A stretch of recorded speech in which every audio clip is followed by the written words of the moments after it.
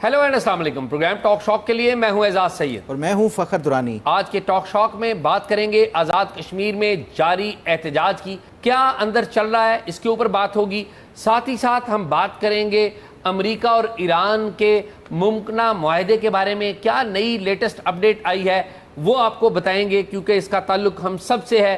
Petrol की कीमतें बढ़ती हैं या कम होती हैं तो उसका हम पर असर पड़ता है।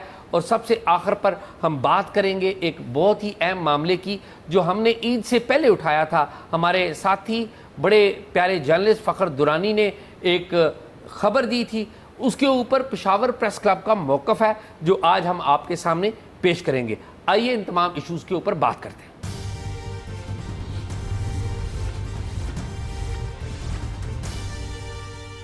जी शाह जी, कैसे हैं आप? फ़खर मैं ठीक हूँ, आप बताएं, आप लिया से आए हैं, क्या सूरत हाल है लिया में गर्मी की? लिया में गर्मी की तो बड़ी ख़तरनाक सूरत हाल है। जब मैं वहाँ पे था कोई 46 तक टेम्परेचर था। 46 और अभी तो और भी बढ़ गया होगा ना? हाँ, लेकिन ये है कि वहाँ पे जब इधर इस्लामाबाद में बारिश आती है तो उधर आंधी आती है। अच्छा, तो ये फ़र्क है लिया और इस्लामाबाद के। लिया इस्लामाबाद से लिंक्ड है। हाँ तो लेकिन लिंक्ड है, वो बारिश और आंधी वाला फ़र्क है। अच्छा, बहरहाल आप यहाँ पे बड़ी जो है सियासी तौर के ऊपर भी गर्म जो ख़बरें थी वो भी शेयर करते रहे।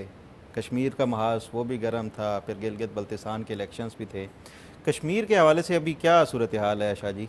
फ़खर कश्मीर से कोई अच्छी खबरें नहीं आ रही, काफ़ी दिन हो गए इस बात को। लेकिन अभी लेटेस्ट सिचुएशन ये है कि जो जॉइंट अवामी एक्शन कमेटी के एहतजाजी मुजाहिरीन हैं वो रावला कोर्ट के नवा में रुके हुए हैं, क्योंकि गवर्नमेंट ने एक सरकारी तौर पे पैगाम दिया था इन मुजाहिरीन को कि हम आपसे मुज़ाकरात करेंगे, तो अभी आप वहाँ पर रुकें। लोग जो है ना, वहाँ पर एक इलाका है दरेक, तो दरेक के लोगों में बड़ी एक ना मिसाल कायम की है वहाँ पर, जो मुझे पता चल रहा है कि छोटा सा इलाका है वहाँ पे। फ़खर कश्मीर के मुख्तलिफ़ हिस्सों से कम व बेश 25-30 हज़ार लोग वहाँ पर इकट्ठे हो गए। अब कोई इंतज़ाम तो था नहीं कि खाने पीने का। वहाँ पे दरेक के लोगों ने अपने जो घरों के किचन खोल दिए। अच्छा। और वहाँ पर जो मेहमान आए हुए हैं उनकी वो देखभाल हो रही है, और एक जो है ना एक नेशनल काज के तौर पर इस मूवमेंट को सपोर्ट कर रहे हैं आम लोग। नेशनल कॉज है क्या? उनकी जो डिमांड्स हैं जो अवामी एक्शन कमेटी की, और मेन जो डिमांड है जिस बात के ऊपर तनाज़ा है वो तो आपको पता है 12 नशस्तों का मामला है कि वो कहते हैं कि ये 12 नशस्तें ख़त्म हो जाएं। इसके ऊपर काफ़ी बात हो चुकी है। इसके अलावा भी कोई डिमांड नहीं, इसके अलावा डिमांड्स के ऊपर तो कुछ ना कुछ डेवलपमेंट हुई है ना। और कुछ डेवलपमेंट्स ज़्यादातर गवर्नमेंट की जिस तरह की डेवलपमेंट होती है, गवर्नमेंट कहती है जी इस पर तो हमने अमल दरामद कर दिया, वो चेक किया जाता है तो पता लगता है कि जी वो हमने अप्रूवल दे दी हुई है, वो जी प्लानिंग कमीशन में फाइल पड़ी है, वो इस तरह की है। ग्राउंड इम्प्लीमेंटेशन कम चीज़ें हैं जिनकी ग्राउंड इम्प्लीमेंटेशन है, लेकिन हिलजुल है। आप ये नहीं कह सकते कि गवर्नमेंट ने कुछ भी नहीं किया। लेकिन असल जो इशू है, तनाज़ा क्या है कि ग्राउंड में जो आम आदमी है उसको नज़र आनी चाहिए ना चीज़ें, वो तो नज़र नहीं आ रही। और फिर अहम बात यह है कि ये 12 नशस्तों वाला मामला, ये उन्होंने अब जिसे कहते हैं ना जीना और मरना बनाया हुआ है। ज़ाहिर है उनका एक मुतालबा है, उसके ऊपर तो नहीं कर सकते। लेकिन फ़खर मैं 2 बातें बताना ज़रूर चाहूँगा, एक तो एमरजेंसी के वाले से, और दूसरा एक बहुत बड़ा प्रोपेगेंडा जो है वो जॉइंट अवामी एक्शन कमेटी के हवाले से किया गया। और मैं ये देख रहा था सोशल मीडिया पे बहुत ज़्यादा इस तरह की बातें हुई और बड़े अजीबो गरीब किस्म की बातें की गई, और बड़े ज़िम्मेदार लोगों ने भी बात की।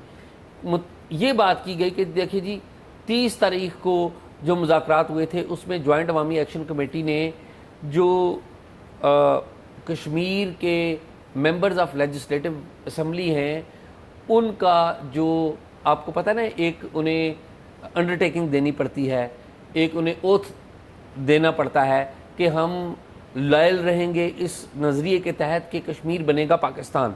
ठीक है, यानी कि वो पाकिस्तान से मोहब्बत का इजहार करते हैं और अंडरटेकिंग देते हैं कि हमारा ये नज़रिया यही है। लॉयल्टी विद द स्टेट होता है ना, लॉयल्टी विद द स्टेट। ठीक है, गालबन आर्टिकल पाकिस्तान का आर्टिकल जिसमें ये पाकिस्तान के जो सिटीजन हाँ, हैं, 257 इसी तरह उनका जो है वो कश्मीर का ये कोई भी होगा, लॉयल्टी विद द स्टेट जो है वो तकरीबन हर मुल्क के अंदर जो है ना آپ جس ملک میں رہتے ہیں مطلب یہاں سے یہ کشمیری برطانیہ جاتے ہیں جہاں بھی جاتے ہیں وہ لائلٹی ود اسٹیٹ کا اوتھ لیتے ہیں. بالکل ٹھیک بات. مطلب وہ ملکہ برطانیہ جاتے ہیں, ملکہ برطانیہ کے جو ہے وہ اس کے ساتھ لائل رہنے کا وہ اوتھ لیتے ہیں کسی بھی ملک میں جاتے ہیں. اور فخر وہ اس حوالے سے بات تو یہ ہے کہ جو راجہ امجد علی خان ہے یہ جوائنٹ عوامی ایکشن کمیٹی کے جو فاؤنڈنگ ممبرز ہیں, بڑے کی ممبر ہیں, ان میں ان کا ایک انٹرویو ہے جس میں وہ دانش ارشاد ہمارے دوست ہیں ان کے ساتھ انہوں نے بات کی اور پرٹیکولرلی اس موضوع کے اوپر بات ہوئی ہے. انہوں نے کہا جی ایسی کوئی بات ہی نہیں, لائلٹی ود اسٹیٹ انہوں نے کہا اس پہ تو کوئی دو رائے نہیں ہے, اس کے اوپر تو کوئی ایسی بات ہی نہیں ہے کہ ہم اس کے اوپر ریویو چاہتے ہوں, ہم نے تو کوئی ایسی بات نہیں. البتہ یہ بات درست ہے کہ جوائنٹ عوامی ایکشن کمیٹی میں ہر طرح کے لوگ موجود ہیں, یعنی کہ وہ لوگ بھی موجود ہیں جس کی وجہ سے میرے خیال میں جس کی وجہ سے پاکستان میں ایک میسج شاید بعض لوگوں نے یہ لیا, ہم زیادہ انسیکیور فیل کرنے لگ پڑتے ہیں نا کہ وہاں پر انڈیپینڈنٹ کشمیر کی وائسز بھی ہیں, یعنی کہ بعض ایسے ایلیمنٹس ہیں جو چاہتے ہیں کہ جی پاکستان نہ ہندوستان, جو کشمیر ہے نہ ہندوستان کا اور نہ پاکستان کا ہو, لیکن ایسی جو آوازیں وہ کم ہیں. میری ذاتی رائے میں ایسی آوازیں موجود ہیں لیکن ان کی اتنی پبلک جسے کہتے ہیں نا پبلک سپورٹ نہیں تھی. لیکن جس طرح کی کیمپین یہاں پر پاکستان میں چلائی گئی اور جس طرح کے یہاں پر اکاؤنٹس میں نامعلوم اکاؤنٹس ہیں اور کچھ معلوم اکاؤنٹس میں ان کو غداری کے سرٹیفکیٹ جاری کیے, ان کو تانے مارے گئے کہ جی یہ تو 3 روپے یا 4 روپے کی بجلی یونٹ لیتے ہیں, ان کو تو ہم آٹا سستا دیتے ہیں. بھئی دیتے ہیں آپ نے ایک سٹینس لیا ہوا ہے نا 75 سال سے 80 سال سے, اس وجہ سے دیتے ہیں, نہ دیں ان کو. ادھر ڈیم بنا ہوا ہے, کہا کہ جی ڈیم کے تمام لوگوں کو جی برطانیہ کے ویزے دے دیے, آپ نے نہیں دیے بھائی, وہ جو برطانیہ ہے اس نے دیے تھے اور برطانیہ نے بلایا تھا, اس کو فنڈ کس نے کیا تھا وہ بھی جا کر دیکھ لیں. تو ایشو ہے کہ ہمارے ہاں بعض لوگ, میں یہ کہوں گا ان کی نیت میں ڈاؤٹ نہیں کروں گا, ایسی باتیں کر جاتے ہیں جس کی وجہ سے یہ سوچتے نہیں ہے کہ جو کشمیر میں عام کشمیری ہے جس نے جانوں کے نذرانے پیش کیے ہوئے ہیں. پاکستان 14 اگست 1947 کو بنا تھا, انہوں نے جولائی کے مہینے میں پہلے 1 ماہ پہلے آپ کو کہہ دیا تھا ہم پاکستان کے ساتھ ہیں. یہ وہ لوگ ہیں اور آپ ان کو دہشت گرد کہہ رہے ہیں, آپ ان کو کیسی القابات دے رہے ہیں, تانے مار رہے ہیں, یہ بڑی غلط باتیں ہیں.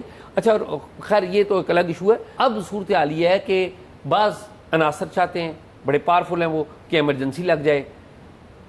ایمرجنسی لگ جائے گی تو الیکشن نہیں ہوگا, الیکشن نہیں ہوگا تو موجودہ جو پرائم منسٹر ہیں فیصل راٹھور جو ہیں وہ کنٹینیو کریں گے, لیکن جو عوام میں ریزنٹمنٹ ہے وہ بڑھے گی.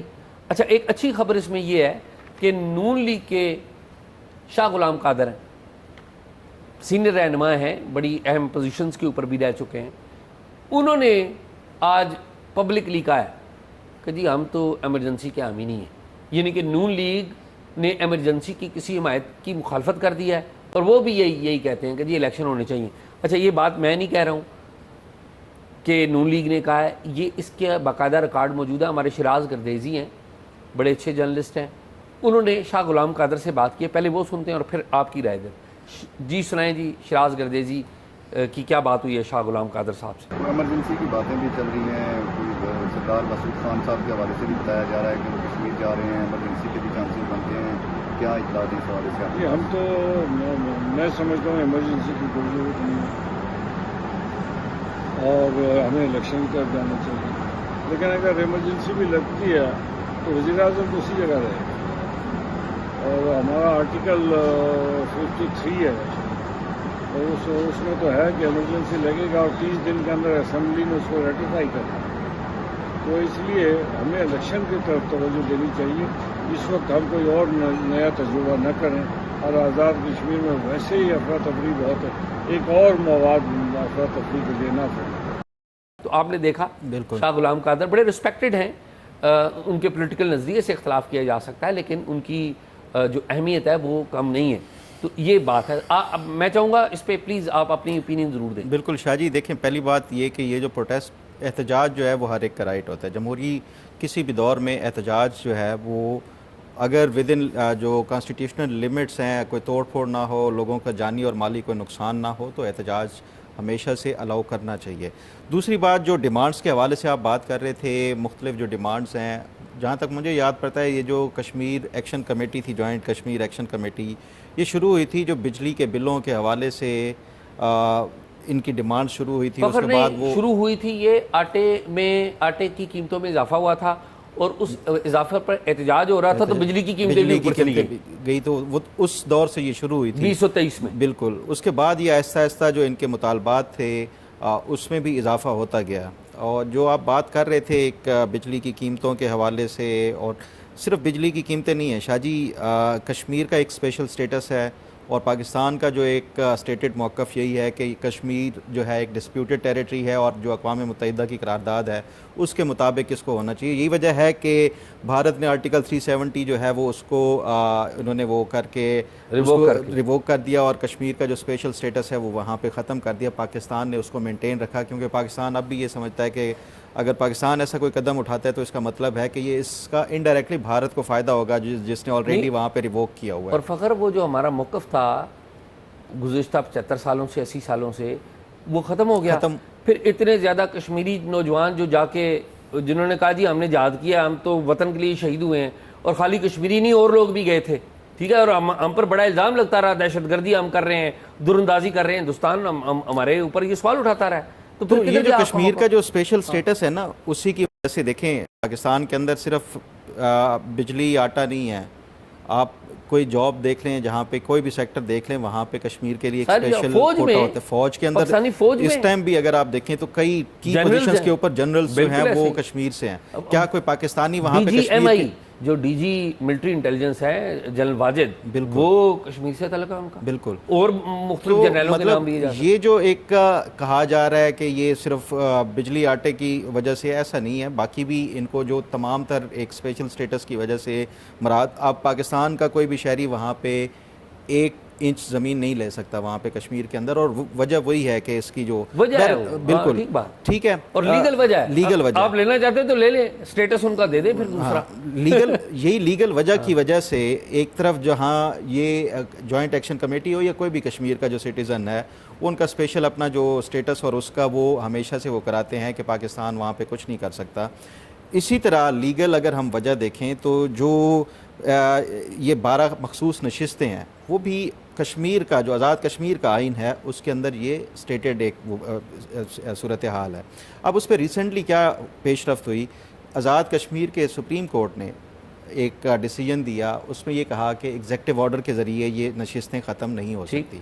ٹھیک ہے, اس کے لیے آپ کو آئین میں ترمیم کرنی ہوگی, آپ پارلیمان سے وہ کریں, جو بھی اس کے ذریعے ترمیم کر کے اس کا اگر آپ سمجھتے ہیں کہ اس کے ذریعے انفلوئنس کیا جاتا ہے پاکستان کے اسٹیبلشمنٹ ہو یا جو پاکستان کی حکومت ہے وہاں پہ جوڑ توڑ کے لیے یہ استعمال کرتی, تو کشمیر جو جوائنٹ ایکشن کمیٹی ہے جہاں باقی چیزوں کے حوالے سے آئین اور قانون کے مطابق اپنے جو مطالبات ہیں منوانے کے لیے وہ کرتی ہے, بات کرتی ہے, تو پھر ان کو اپنی جو آزاد کشمیر کی سپریم کورٹ ہے اس کے فیصلے کو بھی دیکھتے ہوئے یہ چیز مذاکرات کے حوالے سے یہ اس کو وہ نظر میں رکھتے ہوئے کوئی پھر حکومت پاکستان کو یا جو بھی اس سائڈ سے مذاکرات کر رہا ہے اس کو بھی مد نظر رکھتے ہوئے یہ چیز ان کو وہ دینا چاہیے تھا, بجائے اس کے کہ آپ کسی ہاسپٹل کے اوپر چڑھائی کر دیں, یا جس طرح آپ کہہ رہے ہیں 25-30 ہزار وہ راولہ کوٹ کے باہر جو مضافات میں بیٹھے ہیں, تو یہ چیزیں ان کو بھی یک طرفہ طور کے اوپر آپ اپنے اگر مطالبات منوانے کے لیے لوگوں کو اکٹھا کر کے, یہی چیز عمران خان نے کی تھی, اور عمران خان نے کی تھی تو اس کے اوپر جو ہے وہ غداری کے مقدمات چل رہے ہیں, آج تک چل رہے ہیں.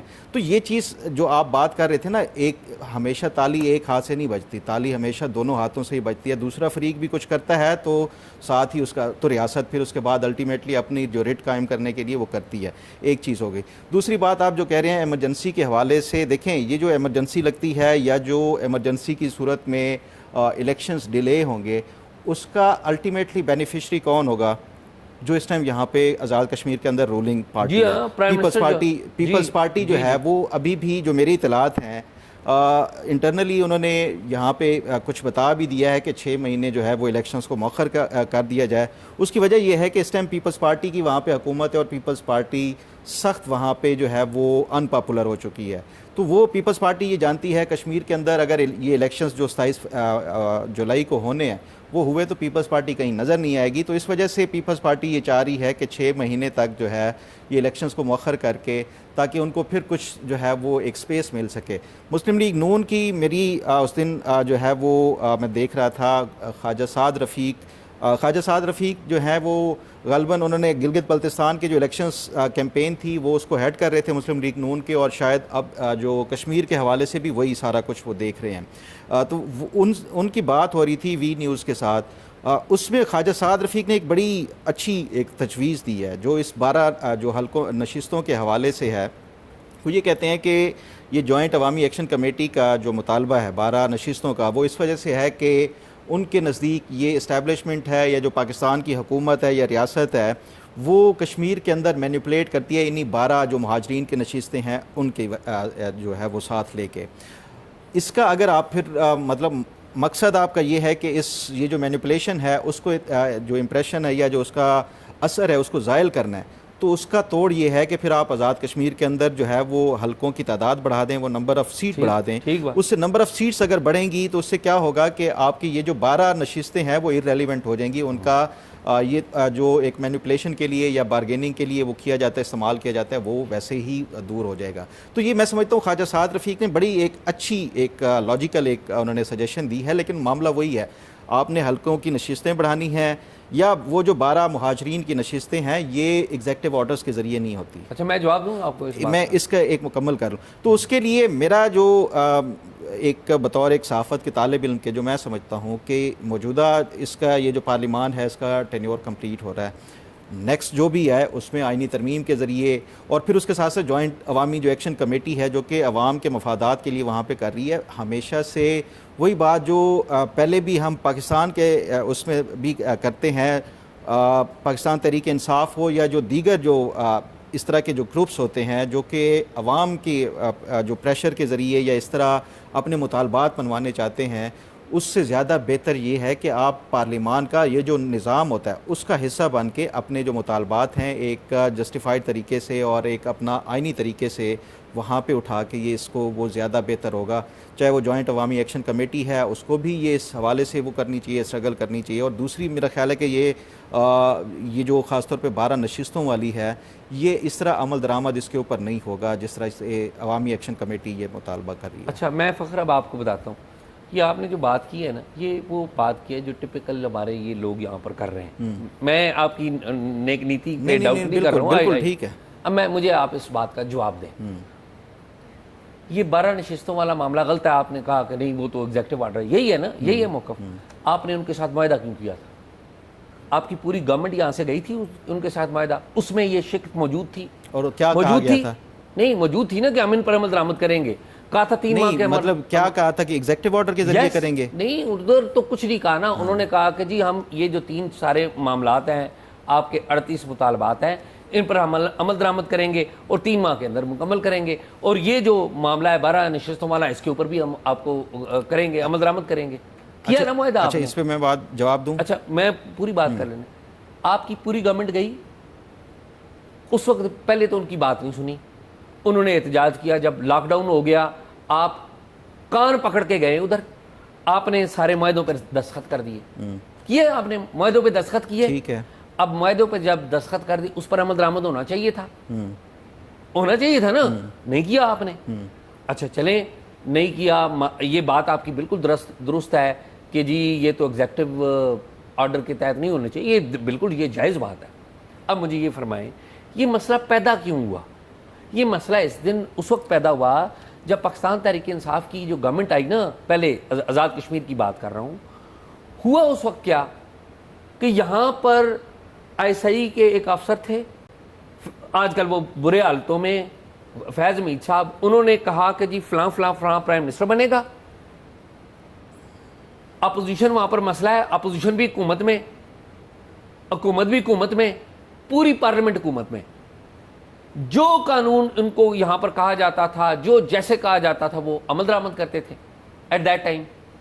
یعنی کہ اپوزیشن اور حکومت دونوں میں فرق ختم ہو گیا.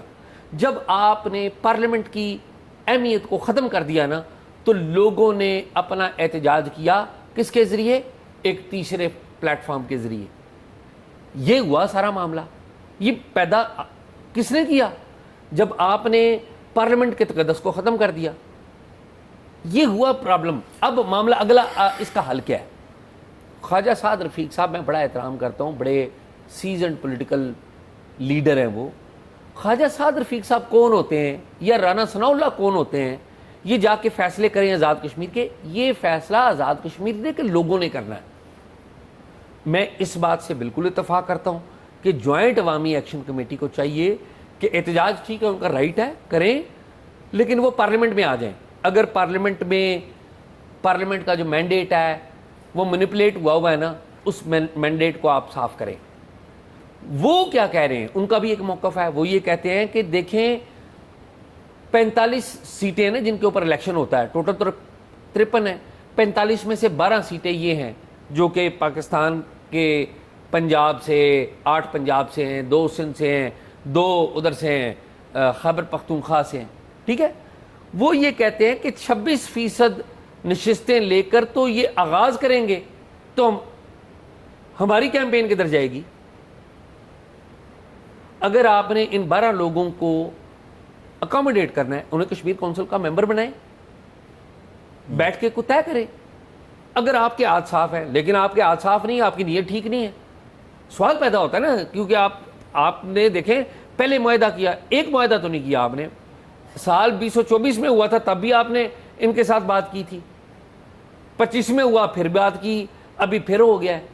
تو لوگ آپ پہ کیوں یقین کریں؟ اچھا, میں اب اس پہ ذرا بات, آپ یہ بات کر رہے ہیں نا کہ معاہدہ ہوا, اس کے اوپر عمل درآمد نہیں ہوا, لوگ آپ کے اوپر کیوں یقین کریں؟ مجھے یہ بتائیں, کیا آزاد کشمیر کی جو پارلیمان ہے یا پورا جو آزاد کشمیر ہے وہ پورے کا پورا اس جوائنٹ عوامی ایکشن کمیٹی کے اس مطالبے سے متفق ہے؟ دیکھیں نہیں, مجھے پہلے ذرا بتائیں نا. نہیں دیکھیں, یہ تو ووٹ کا فیصلہ کرے گا نا. میں تو وہی کہہ رہا ہوں کہ ان کو چاہیے کہ یہ الیکشن میں آئیں. میں یہ 12 نشستوں کے علاوہ وہ 45 جو نشستیں ہیں, 12 اس میں سے مائنس کر لیں, باقی کتنی بچتی ہیں؟ 33.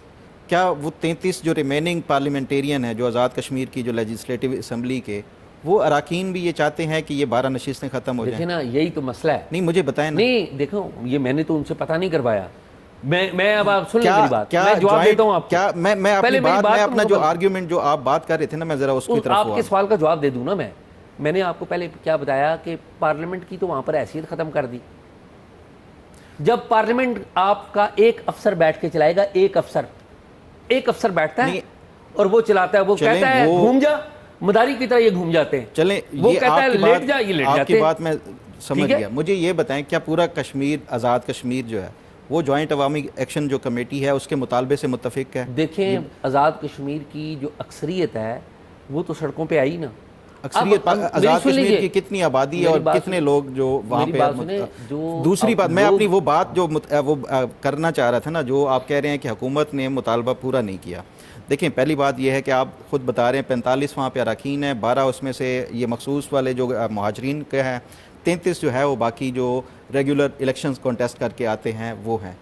اب حکومت ان کو مطالبہ جو ہے وہ مان کے آ گئی, وہ جو 33 34 وہ جتنے بھی مطالبات 38 مطالبات جو تھے وہ سارے مان کے آ گئی. ہونا کیا ہے, جو آزاد کشمیر کی جو سپریم کورٹ کا تو ابھی فیصلہ آیا, جب بھی ہونا ہے یہ 12 نشستیں ختم کرنی ہیں یا نشستیں بڑھانی ہیں, وہ پارلیمنٹ سے ایک آئینی ترمیم کے ذریعے ہوگی. اور آئینی ترمیم ہم سب جانتے ہیں کہ کیسے ہوتی ہے, 2/3 میجورٹی ہوتی ہے. حکومت, وہی بات جو میں آپ کو کہہ رہا تھا کہ پارلیمان کے اندر اب بھی وہ وائسز یا وہ لوگ ہیں جو کہ جوائنٹ عوامی ایکشن کمیٹی کے مطالبے سے متفق نہیں ہیں, وہ ان 33 لوگوں میں سے ہیں.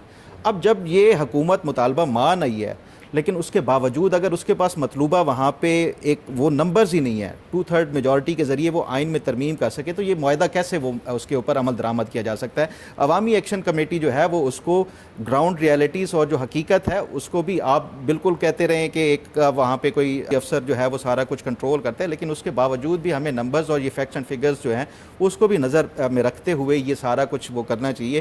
تو اس وجہ سے میں کہہ رہا تھا کہ جو جوائنٹ عوامی ایکشن کمیٹی کے جو مطالبات ہیں بعض اوقات اس کو ٹھیک ہے وہ آپ کشمیریوں کے حقوق کے لیے بات کرتے ہیں، وہ سب کچھ ہے، لیکن اس مطالبات منوانے کے لیے بھی آپ کے پاس کچھ نہ کچھ تو ایٹ لیسٹ وہ دوسری سائڈ کو بھی آپ نے وہ دینا ہوگا، سپیس دینی ہوگی تاکہ وہ اس کے اوپر عمل درآمد کیا جا سکے۔ جب معاہدہ ہوا تھا موجودہ جو پرائم منسٹر ہیں اس میں بیٹھے ہوئے تھے، نہیں موجودہ ٹھیک جو ہے، گورنمنٹ ہے مطلب وہ بیٹھی ہوئی تھی۔ شاہ جی آپ دیکھیں نا، میری ایسے بات میری سنیں، بات، ایک پارلیمان یہ- کے اندر 10 پارٹیاں ہوتی ہیں، ایک پارٹی متفق ہوتی ہے دوسری نہیں ہوتی، ضروری تو نہیں ہے نا کہ آپ کے پاس وہ سارا کچھ جب ایک چیز وہ مان کے ہیں آپ سب کو منوا سکیں۔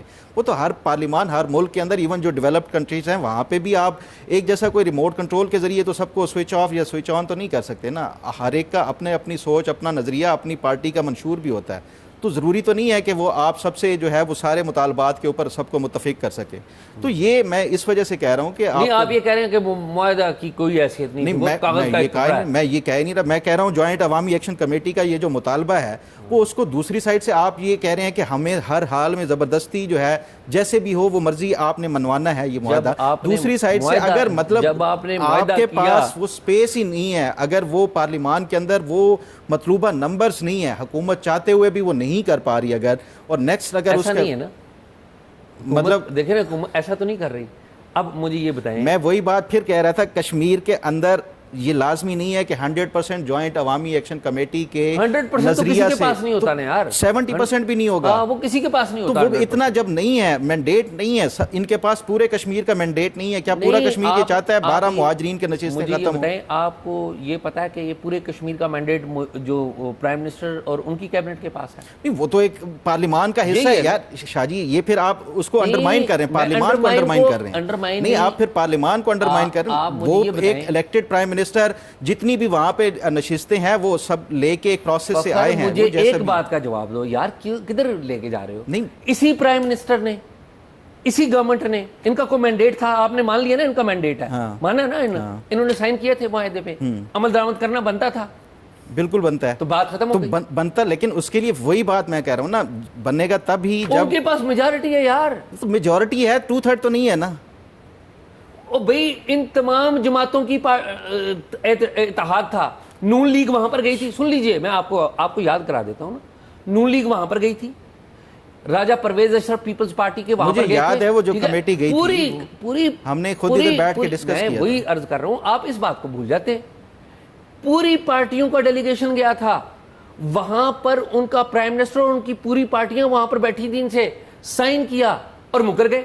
آپ کہتے ہیں جی پارلیمنٹ کو انڈرمائن کر رہا ہوں۔ دیکھیں اگر حکومت میجورٹی آف دی جو ڈیمانڈز تھی جوائنٹ عوامی ایکشن کمیٹی یار کے، اس ایک پہ تو جھگڑا تھا، اس وقت بھی ایک پہ جھگڑا تھا، نہیں باقی ساری باتوں پہ جھگڑا نہیں تھا، جھگڑا ایک پہ تھا، تو جھگڑا ایک کے اوپر، اگر وہ اس کے اوپر عمل درآمد فی الحال وہ نہیں ہو پا رہا کیوں نہیں ہو رہا؟ اس کا مطلب ہے وہ جھوٹ بول رہے تھے، فراڈ کیا انہوں نے، دھوکہ دیا، اس کا مطلب تو یہ ہے نا۔ نہیں اس کا مطلب یہ نہیں ہوتا شاہ جی، میں وہی بات کر رہا ہوں، سیدھا سیدھا، اچھا دیکھیں میں ایک کمرے میں 10 بندے بیٹھے ہوں، آپ کو آپ کی بات یاد، آپ یہاں پر بڑی خبریں کرتے تھے جب آصف علی زرداری نے معاہدہ کیا تھا کہ ہم ججز کو بحال کر دیں گے، آپ بڑی خبریں لکھا کرتے تھے جی، اور آپ آصف زرداری کو باقاعدہ ایک بھوت اور بلا کی طرح پیش کرتے تھے، آپ کرتے تھے، یاد ہے نا آپ کو؟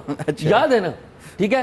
اور پھر ایک ابصار صاحب نے خبر دی تھی، ابصار عالم صاحب نے، مجھے یاد ہے بڑی تاریخی خبر تھی کہ جس میں زرداری صاحب کی اور نواز شریف صاحب کی گفتگو ہوئی تھی، اور وہ خبر چھپی تھی جنگ کے اور دی نیوز کے فرنٹ پیج پہ کہ معاہدہ تو ایک کاغذ کا ٹکڑا ہوتا ہے، یاد ہے نا؟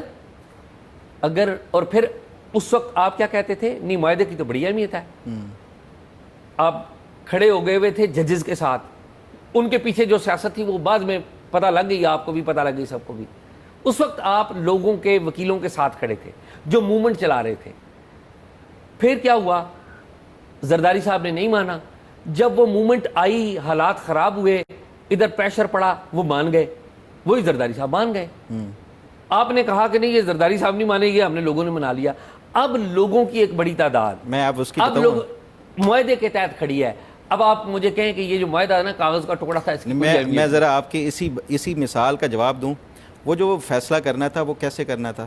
وہ ایگزیکٹو آرڈر کے ذریعے کرنا تھا، کیا ہوا؟ پریشر ہوا ایگزیکٹو آرڈر کے ذریعے ہو سکتا تھا، حکومت کے اوپر پریشر آیا، انہوں نے ایگزیکٹو آرڈر، گیلانی صاحب نے پارلیمان میں خطاب کرتے ہوئے انہوں نے کہا میں آرڈر دیتا ہوں ججز کو رہا کر دیا جائے اور بحال کر دیا جائے ایگزیکٹو آرڈر کے ذریعے۔ وہ رہا کرنے والا پہلا تھا جس دن انہوں نے حلف اٹھایا اور وہ دوسرا جو بھی ایگزیکٹو آرڈر کے ذریعے ہو سکتا تھا ممکن انہوں نے کر دیا، پریشر تھا جو آرڈر کے ذریعے ممکن ہے۔ میں آپ کو ایک بات بتا دوں، سن لیں، آزاد جموں کشمیر کی سپریم کورٹ کا فیصلہ آ چکا ہے، اور یہ اگر اس طرح ایگزیکٹو آرڈر، میں آپ کو کئی ایگزامپل دے دیتا ہوں، سن لیں، اب سنیں میری بات، میں جواب دیتا ہوں۔ نہیں آپ کی میں مثال جو آپ مثال جواب دے رہے تھے نا، کیسے چل رہا ہے پتہ ہے آپ کو؟ کشمیر کا ایک ایکٹ ہے جسے پارلیمنٹ کی، پاکستان کی پارلیمنٹ نے پاس کیا ہے ایکٹ، تو آپ دوسری طرف سے یہ کوشچن کرتے ہیں کہ یہ کون ہے حکومتی وزراء جو ان کو وہ کر سکیں، دوسری طرف نہیں تو میں وہی کہہ رہا ہوں نا، آپ جو اویلیبل سسٹم ہے وہ تو وہی ہے نا، اس کو تو میری بات یا آپ کی بات چینج نہیں کر سکتی نا، وہ تو چیزیں وہی ہیں۔ شاہ جی یہ بحث بڑی لمبی ہو جائے گی اور میں کہتا ہوں وہ آرگیومنٹ کاؤنٹر آرگیومنٹ بڑھتے جائیں گے۔ نہیں لیکن میں وہ فخر یہ جو ایگزیکٹو آرڈر کے ذریعے ہو سکتا تھا، ججز بحال ہو سکتے تھے، وہ یہ نہیں ہو سکتا۔ یہ بھی ہو سکتے ہیں، اس کے اوپر میں آپ کو ریفرنس دے دوں گا۔ سپریم کورٹ کا ان کا فیصلہ بھی آ چکا ہے، اور یہ ہم جانتے ہیں بڑی اچھی طریقے سے، کوئی بھی آئینی طور کے اوپر جو چیزیں ڈکلیئرڈ ہوں، جو چیزیں ان کو آپ نکال یا اس میں کوئی ایڈیشن یا سبٹریکشن جو ہے وہ آئینی ترمیم کے ذریعے۔ چیف جسٹس جو ابھی ریٹائر ہو گئے ہیں ان کا بیان جا کے دیکھ لیں، آپ سابق کو دیکھیں، آپ سابق کو دیکھیں گے یا جو سپریم کورٹ کا فیصلہ آیا ہوا ہے اس کو دیکھیں گے، اور کیا آئین میں یہ اسی طرح ایگزیکٹو آرڈر کے ذریعے وہ کیا جا سکتا ہے؟ پھر کوئی لمبی بات جو ہے۔ دوسری بات یہ ہے کہ وہاں پہ پارلیمان میں اگر ان کے پاس مطلوبہ میجورٹی ہے، اگر پوری کشمیر کی عوام، صرف کشمیر کی عوام کے نمائندے ہی بیٹھے ہیں نا پارلیمان میں کشمیر کے اندر، اگر وہ بھی یہ مانتے ہیں، وہ اگر نمائندگی کر رہے ہوتے تو لوگوں کو باہر نکلنے کی ضرورت نہ پڑتی۔ تو شاہ جی اگر وہ نمائندگی نہیں کر رہے تو پھر یہ 12 کا بھی کوئی میٹر نہیں کرتا، تو پھر 12 کی بھی کوئی میٹر نہیں کرتا، پھر تو ان کو جوائنٹ عوامی ایکشن کمیٹی کو کہنا چاہیے کہ 45 کے 45 ختم کرو۔ جب یہ جو باتیں آپ کر رہے ہیں نا، جب یہ ہمارے پانی پاؤں سر سے اوپر چلا گیا نا، اس وقت میں آپ سے پوچھوں گا، اس وقت یہ آپ کی ابھی سچویشن وہی ہے، آپ اس وقت جس طرح زرداری صاحب نے معاہدہ کیا تھا نا، آپ زرداری صاحب کے معاہدے کے ساتھ کھڑے ہیں۔ نہیں میں بالکل، اور میں ان لوگوں کے ساتھ کھڑا ہوں، میں زرداری صاحب کی حکومت وہاں پہ جو ہے، میں سن لیں میری بات مکمل کیجئے، میری اور آپ کی بحث اس وقت ختم ہو گئی جب آپ نے کہہ دیا کہ اس معاہدے کی اہمیت ہے۔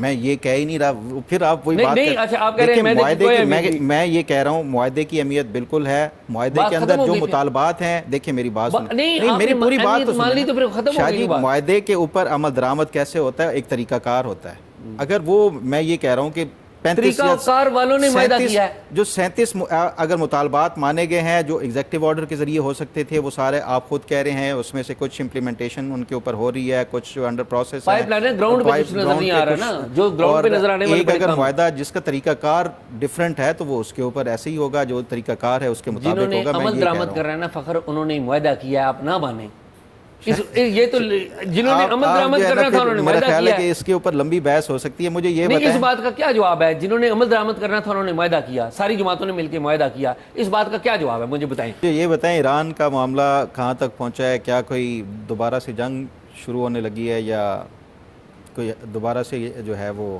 معاہدہ کے کوئی فائنلائز ہو رہا ہے؟ فخر جی ہم تو ادھر کیا کہہ کے تھک گئے ہیں، اور آپ کو پتا ہے کہ وہ جیسے کہتے ہیں دلی دورست، لیکن ایک خبر آئی ہے ابھی پروگرام سے پہلے کہ آپ کو پتا ہے نا کہ کل رات کو امریکہ نے ایک اٹیک کیا ہے ایران کے اوپر، اور اس سے پہلے ایران نے بھی امریکہ کا ایک جو ہے ہیلی کاپٹر گرا دیا تھا۔ یہ جسے کہتے ہیں نا کہ سیز فائر کی خلاف ورزیاں ہوتی رہی ہیں اس دوران۔ قطر اس میں بہت اہم ملک کے طور پہ سامنے آیا ہے۔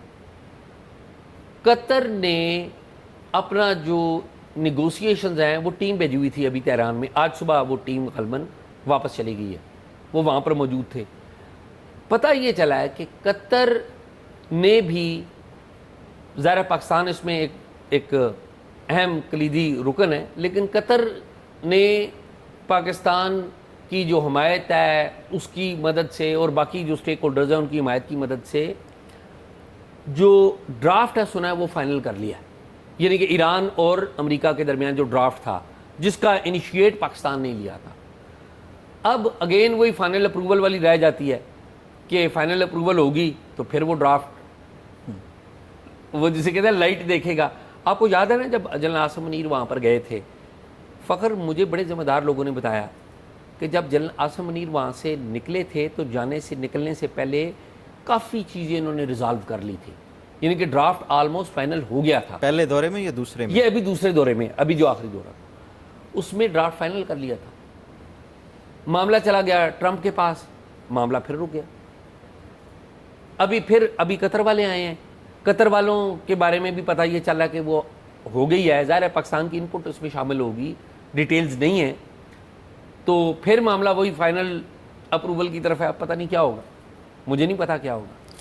شاہ جی میں کل خبر پڑھ رہا تھا، یہی ہمارے جنگ میں ہی تھی کہ اپریل سے لے کے نا ابھی جون تک ٹرمپ 38 مرتبہ دعوے کر چکے ہیں کہ بس معاہدہ ہو گیا، فائنل ہو گیا، اور اگلے آنے والے دنوں میں جو ہے نا اس کے اوپر ڈیل ہونے جا رہی ہے. تو یہ بھی مجھے لگتا ہے 39ویں دفعہ جو ہے نا یہ اسی طرح کرنا ہو. ہاں یو نیور نو، لیکن ہو سکتا ہے. آپ کو پتا ہے وہ شیر آیا کسی دن شیر آ ہی نہ جائے، اور آ جائے تو بہتر ہے. اچھا فخر، میں وہ یہ چاہ رہا تھا کہ آپ کو یاد ہے آپ نے کیس اٹھایا تھا اور آپ نے ایک بتایا تھا کہ کس طرح جو خیبر پختونخوا کی جو گورنمنٹ ہے اس نے ایک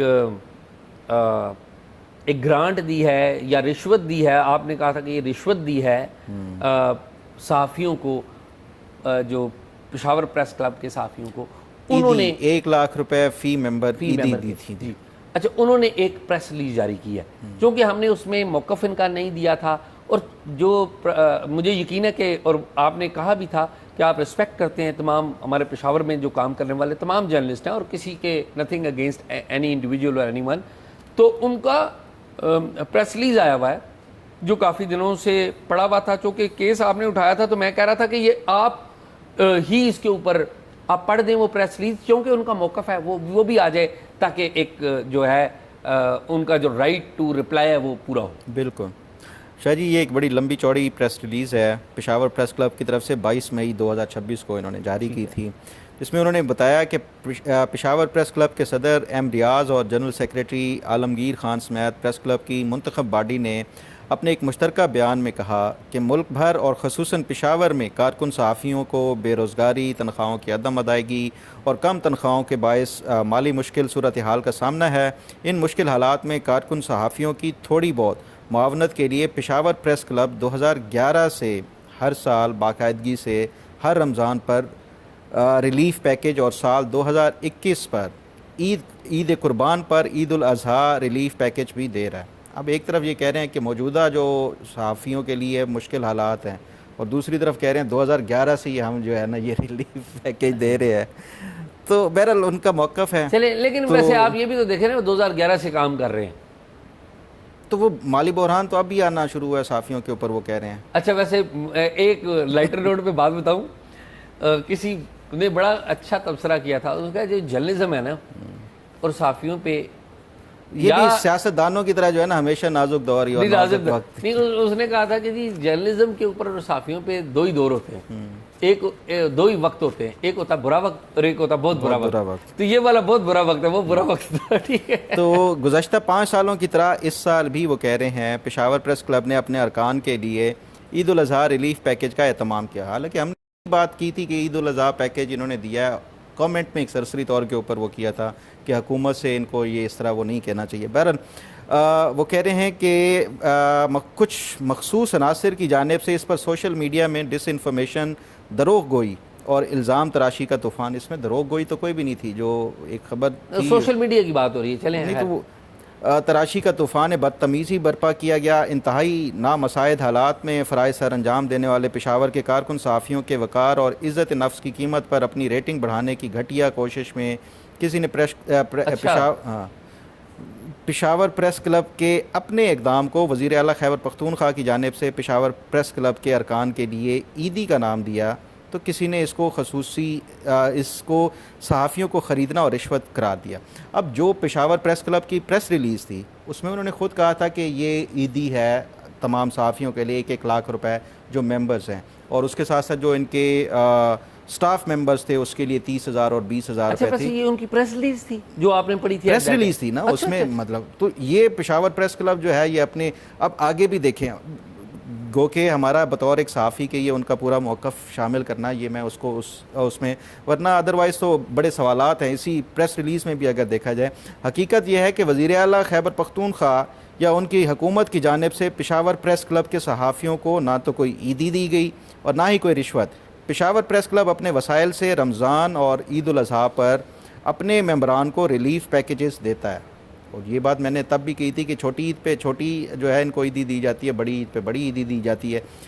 بہرحال وہ کہہ رہے ہیں کہ ان مالی وسائل میں پریس کانفرنس, سیمینارز اور کانفرنس و فنڈ ریزنگ سے حاصل ہونے والی پریس کلب کے اپنے ذرائع اور وفاقی و صوبائی حکومتوں کی جانب سے ملنے والی گرانٹ شامل ہوتی ہیں. اس قسم کی گرانٹ وفاقی حکومت اور تمام صوبائی حکومتیں اپنے اپنے صوبوں کے پریس کلبز کو دیتی ہیں. گزشتہ سال کے آخر میں پشاور پریس کلب کو وفاقی حکومت کی جانب سے گرانٹ ملی, جبکہ اس سال کے شروع میں خیبر پختونخوا کی حکومت کی جانب سے وزیر اعلیٰ جناب محمد سہیل آفریدی کی جانب سے 21 فروری 2026 کو پشاور پریس کلب کی منتخب کابینہ کی تقریب حلف برداری کے دوران پشاور پریس کلب کے لیے گرانٹ کا اعلان کیا. اب گرانٹ ہو یا عیدی ہو, گرانٹ ملی, انہوں نے آگے عیدی وہ کر دی.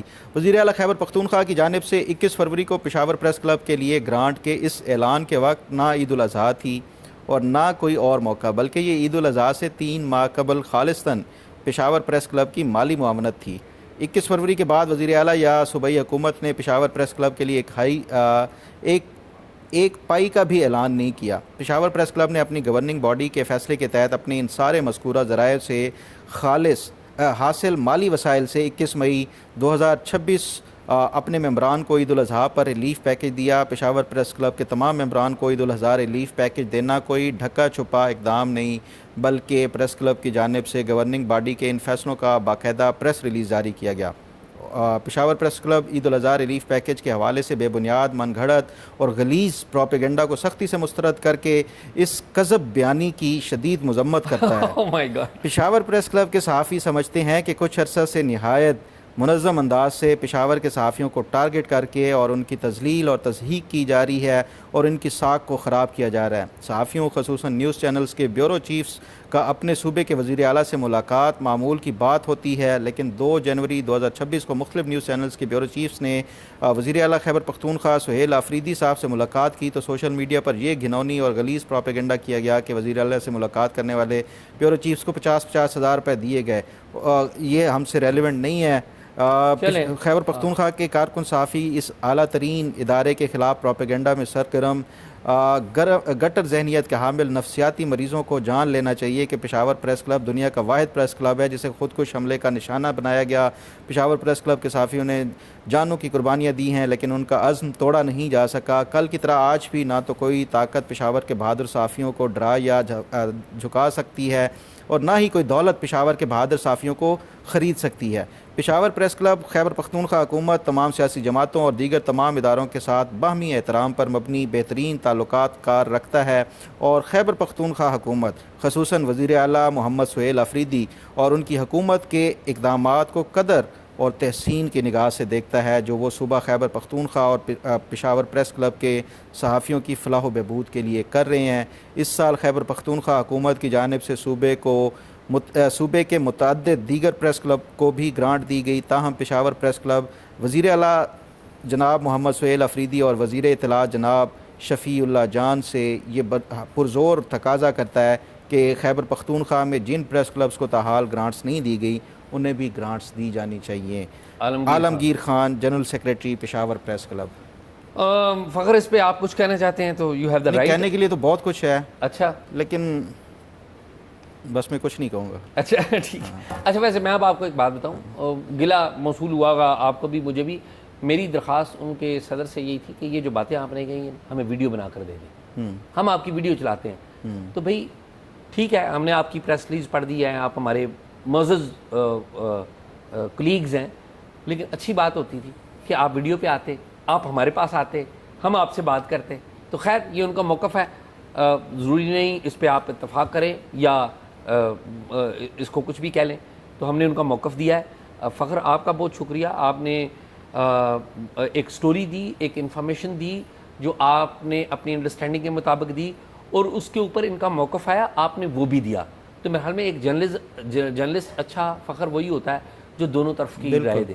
بالکل. اور میں آئی ریئلی اپریشیٹ یو کہ آپ اس حوالے سے جب بھی ہم نے ماضی میں بھی دیکھا کہ کچھ ایسی سٹوریز آئی تھیں جن کے اوپر موقف آیا تو آپ نے دیا, اور ہم نے اس پلیٹ فارم پہ کوشش کی کہ ایمانداری سے دونوں طرف کا موقف جو ہے بالکل وہ دیں. تو میرے خیال میں فخر آج یہی ہے. ناظرین, پروگرام آپ نے دیکھا, پروگرام کے بارے میں رائے ضرور دیجیے گا, اور اگر کوئی معلومات ہے تو talkshock777@gmail.com پہ دیجیے.